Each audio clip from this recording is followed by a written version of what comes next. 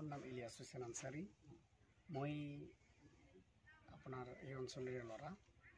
মই এই স্কুল দক্ষিণ নাম্বারপাড়া পার্ট 2 হাই স্কুলের পৰা মই 2014 মেট্ৰিক পাস কৰিছোঁ উইথ 72.something% আৰু নিয়াৰলি 75।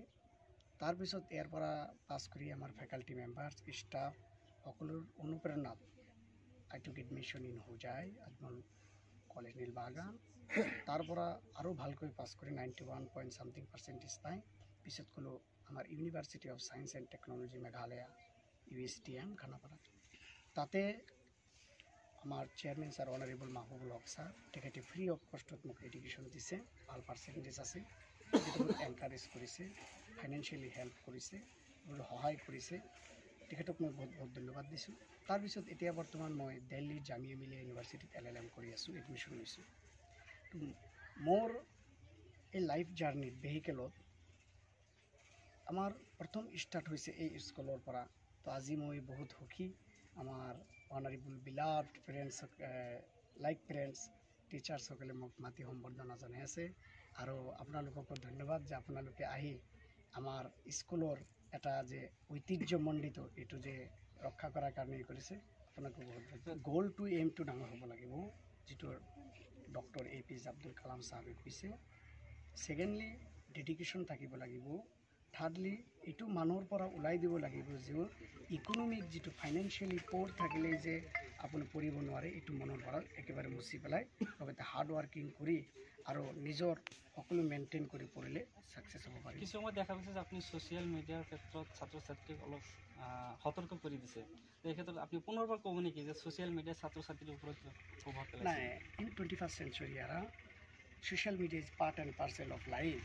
I am not denying, because Google, Netflix, বা হোৱাটছআপ, ইনষ্টাগ্ৰাম, টুইটাৰ to লাইফৰ পাৰ্ট এণ্ড পাৰ্চেল মেইল লাগে এডুকেশ্যনত বৰ্তমান যিটো ছায়েন্স টেকনলজি এৰা। কিন্তু এক্সেছটো বেয়া, এটা লিমিটত সীমাবদ্ধ থাকিব লাগে। আৰু মই ক'ব বিচাৰিছোঁ, মই যেতিয়া ক্লাছ 10ত আছিলোঁ তো মোবাইলটো দূৰৰে কথা, বুজিয়ে পোৱা নাছিলোঁ। খালি পঢ়া, কিতাপ পঢ়া, লেখা আৰু খোৱা হোৱা এইখিনি।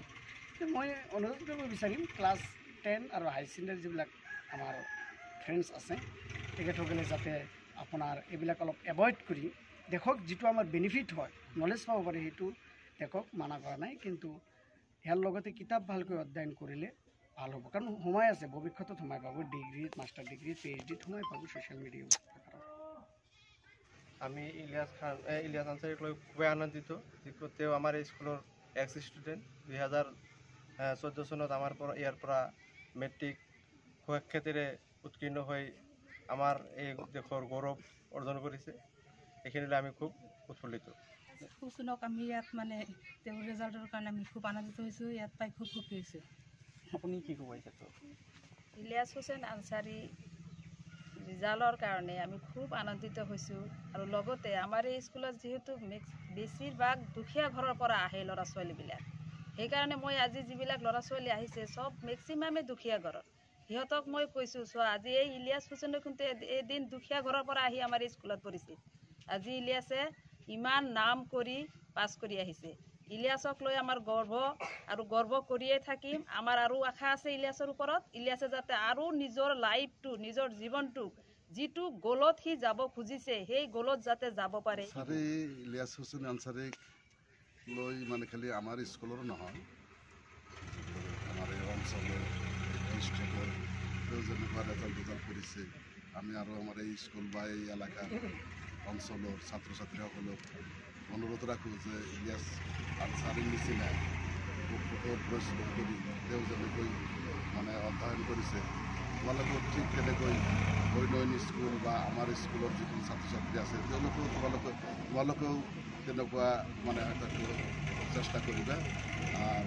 ইলিয়াছ আনসাৰী এতিয়া দিল্লী ইউনিভাৰ্চিটিত পঢ়ি আছে, তেখেতৰ ভৱিষ্যত মংগল কামনা কৰিলোঁ।